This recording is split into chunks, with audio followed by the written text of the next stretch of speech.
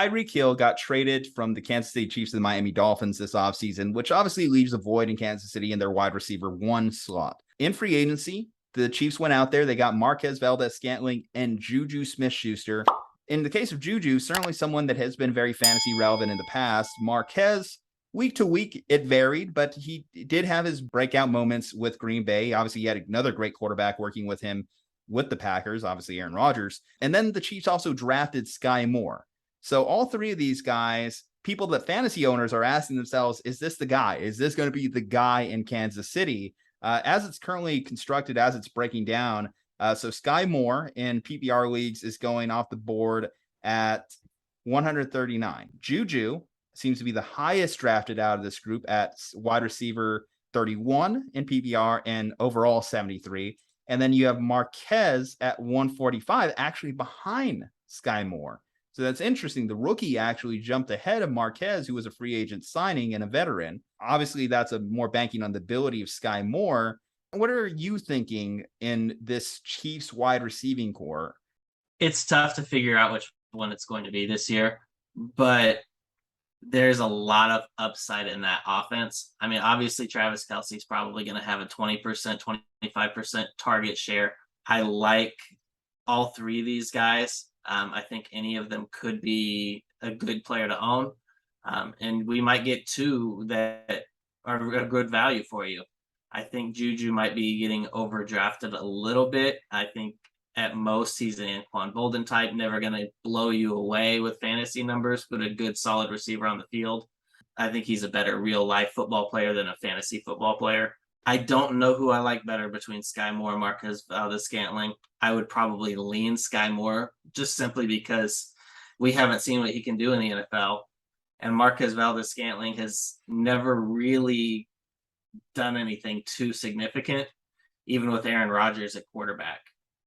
My counter to that is knowing Andy Reid's history. He has never been one to just give a job to a rookie or give starting duties to a rookie.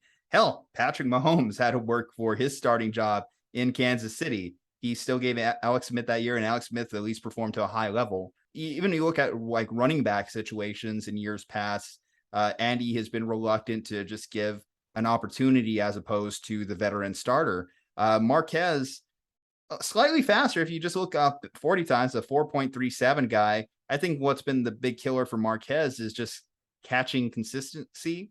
I don't know if that's going to be a problem or not for Skyy Moore, but I think that he's just has a harder road to get through for targets. He has to earn his role a little bit more in the coaching staff's mind than I think Marquez, who at least is a known quantity in the NFL, will be. I think between those two wide receivers, though, they're the ones that best replicate what Tyreek Hill was for this offense, that deep threat, that guy that was faster than everyone else and just could get open deep down the sideline, right? So that is why I think that they're more intriguing. But JuJu, you wonder if he's redundant with Travis Kelce.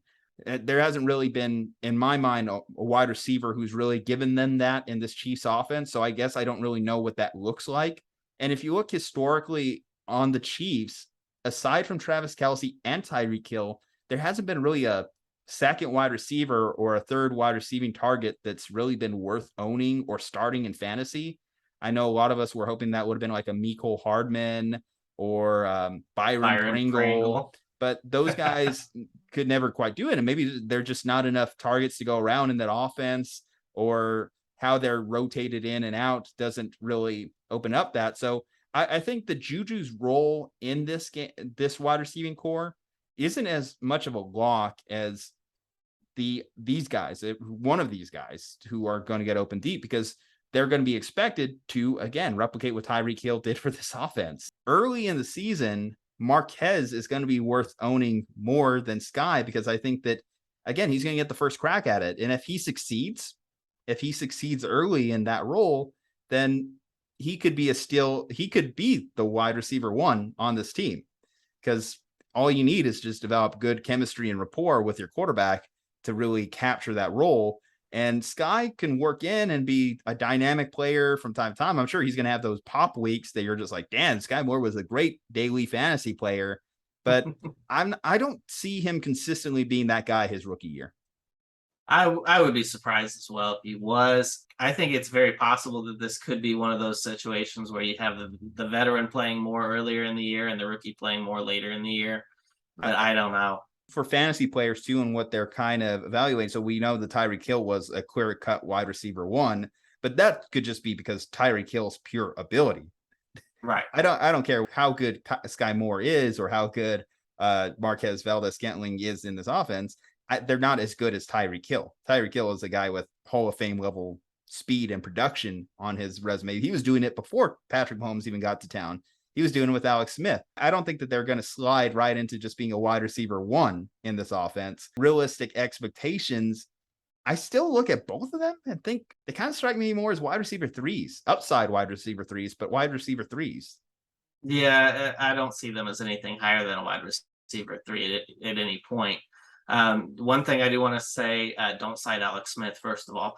And second, with Alex Smith at quarterback, Tyreek Hill, his rookie year, had 61 catches for 593 and 6 touchdowns. Andy Reid isn't that afraid to use a rookie receiver if he's ready to go.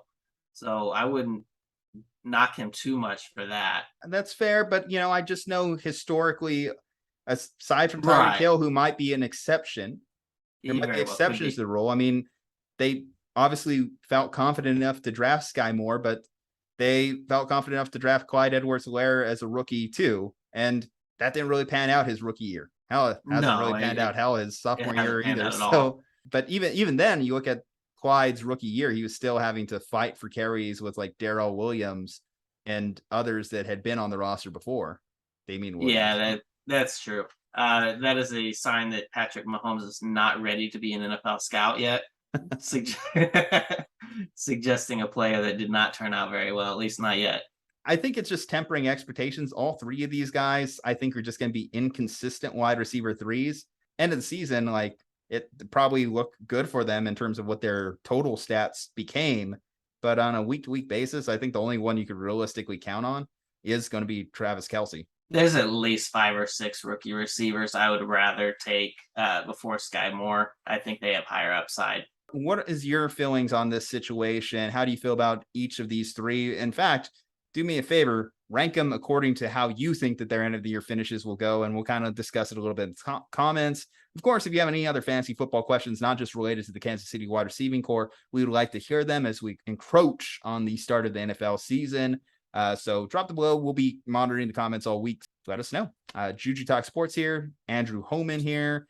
Subscribe to the channel. Stay safe, happy, and healthy, and we will see you next time.